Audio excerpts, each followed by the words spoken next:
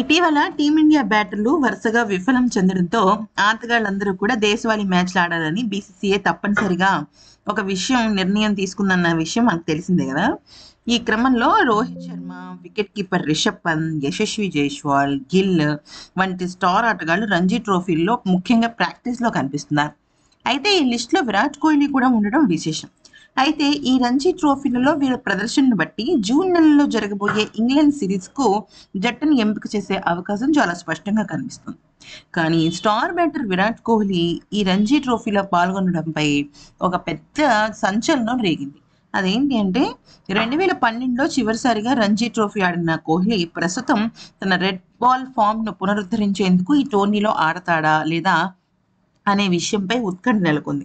సరే, ఆడతాడా లేదా అనే విషయం పైన సస్పెన్స్ ఉన్నప్పటికీ కూడా తను ఆడలేని పరిస్థితికి గల కారణాన్ని తెలిస్తే మాత్రం ఒక్కసారిగా షాక్ అవ్వాల్సింది. ఈ విషయం పైన విరాట్ కోహ్లీ అభిమానులు చాలా ఆందోళన చెందుతున్నారు. అయితే విరాట్ కోహ్లీ గత 13 ఏళ్లుగా ఒక్క రంజీ మ్యాచ్ కూడా ఆడలేదు. ఎందుకంటే సూపర్ డూపర్ స్టార్ అయిపోయాడు. జాతీయ జట్టులో విరగదీసి సెంచరీలు బాతున్న మన సూపర్ స్టార్ ఆటగాడికి ఇంకా రంజీతో అవసరం ఏంటి అనేది మేనేజ్మెంట్ కూడా భావించింది. అయితే చివరిసారిగా తను ఆడాడు కదా. ఇక ఉత్తరప్రదేశ్పై ఢిల్లీ తరఫున రంజీ ట్రోఫీలో విరాట్ ఆడాడు. అందులో మొదటి ఇన్నింగ్స్లో 14 పరుగులు, అనంతరం రెండో ఇన్నింగ్స్లో 43 పరుగులు చేశాడు. అయితే ఇక ఇప్పుడు అందరూ రంజీ ఆడతాడు అనుకునే లోపు రోజుకి దాదాపుగా 3 నుంచి 4 ఇంజెక్షన్లు తీసుకుంటున్నాడు విరాట్ కోహ్లీ. ఎందుకనంటే విరాట్ కోహ్లీకి మొన్న ఆస్ట్రేలియాతో జరిగిన సిరీస్ కారణంగా విపరీతమైన మెడనొప్పి అనేది వచ్చిందనమాట.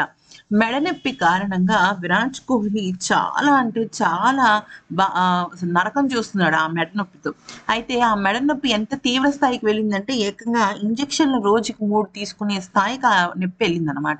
ఒకవేళ కనుక ఈ పెయిన్ అనేది ఇంజెక్షన్స్తో తగ్గకపోతే ఖచ్చితంగా సర్జరీ చేయాలి అన్న వార్తలు కూడా వినిపిస్తున్నాయి.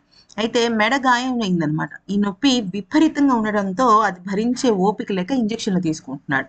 ఒకవేళ కనుక దాని నుంచి కనుక విరాట్ కోహ్లీ కోలుకున్నట్టయితే ఈ నెల 23 నుంచి మొదలయ్యే రంజీ ట్రోఫీ ఆడే అవకాశాలు చాలా ఎక్కువగా కనిపిస్తున్నాయి.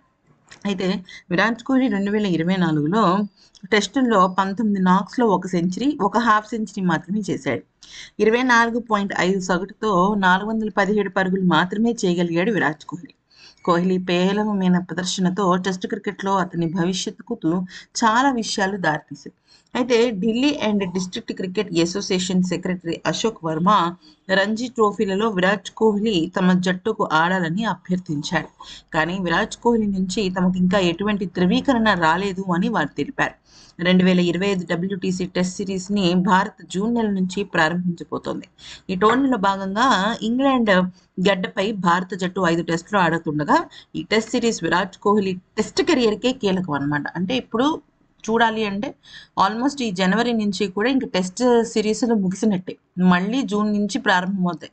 ఈ లోపు అన్ని T20లు, IPLలు, వన్డేలు, ఛాంపియన్స్ ట్రోఫీలే.